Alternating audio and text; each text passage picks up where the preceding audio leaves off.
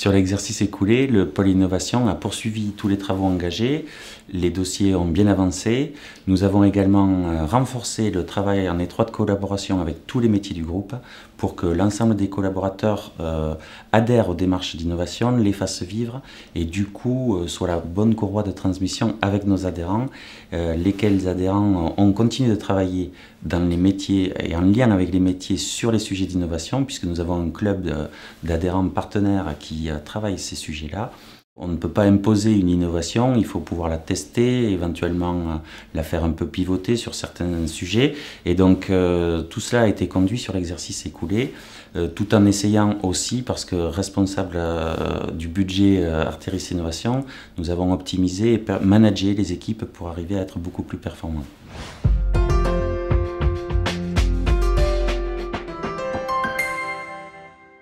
On a travaillé cette année ce sujet-là, donc sous forme de club avec des agriculteurs. Donc c'est le club Pixae.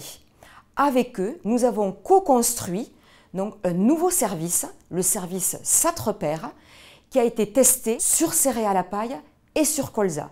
Donc il s'agit de la fertilisation azotée de précision. Il a été mis au point et il va être maintenant déployé à tous les agriculteurs de la coopérative. À l'avenir, nous allons plutôt avoir une approche globale pour comprendre les interactions au sein même d'un système de production. L'exemple, c'est le projet Oviboost. Dans le cadre de ce projet, qui porte sur l'engraissement d'agneaux, nous souhaitons traiter la problématique des antibiotiques, de la réduction des antibiotiques.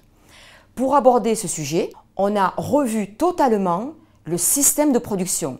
Donc tout l'élevage, tout l'engraissement des agneaux, en se préoccupant du transport des animaux, de l'alimentation, de l'ambiance dans les bâtiments, du stress, de la vaccination et évidemment du sujet des antibiotiques.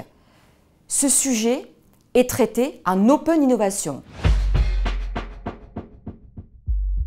Ce système de culture va être expérimenté sur la ferme expérimentale de Bonanza. On a tout remis à plat et nous travaillons aujourd'hui sur un système de culture plus long, avec de nouvelles cultures, en prenant en compte l'interculture, en revoyant totalement ce que nous faisons en matière de désherbage, de fertilisation, donc pour augmenter les performances techniques, économiques, environnementales et sociales donc, de ce nouveau système de culture.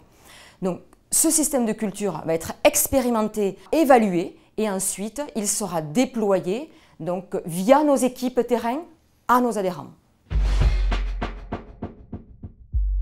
Les abeilles et le tournesol. On veut comprendre comment les abeilles peuvent nous aider à augmenter, à déplafonner les rendements du tournesol. Donc pour cela, nous avons mis en place une expérimentation en collaboration avec Syngenta, l'INRA et AgroSolutions d'Invivo pour aider et comprendre le fonctionnement des abeilles pour la pollinisation du tournesol.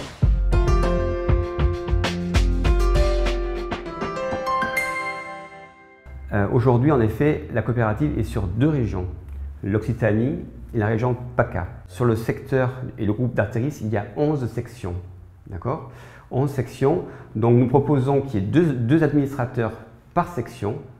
Il y aurait un administrateur qui aurait en charge, je dirais, l'animation du territoire. Cet administrateur serait épaulé par une personne, une animatrice de formation plutôt supérieure, qui serait là pour aider donc à animer le territoire sur la partie technique, mais aussi sur la partie économique. Le but principal, c'est que cette personne puisse faire remonter au comité de direction, je dirais, les questions qui peuvent se poser au sein de nos propres régions.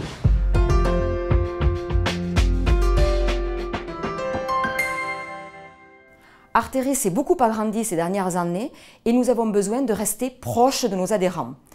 Donc un programme d'animation des territoires, des adhérents, a été construit cette année et nous allons le déployer en 2017. Il va consister à recueillir l'avis des adhérents sur l'offre qui est proposée, à savoir les services, les outils, les produits, les formations. Donc, ils nous feront un retour sur ces offres. On prendra en compte leurs attentes et leurs besoins pour co-construire avec eux les offres de demain. Parmi nos adhérents, il y a tout particulièrement les jeunes. Donc, on a mis en place un programme d'accompagnement des jeunes adhérents de la coopérative et notamment, il y a une action donc, qui a été revue, refondue dans son contenu. Donc, il s'agit de la carte Jeunes adhérents partenaires qui permet aux jeunes, lorsqu'ils sont en phase d'installation, donc de travailler plus sereinement avec la coopérative, donc sous forme d'aide technique et financière.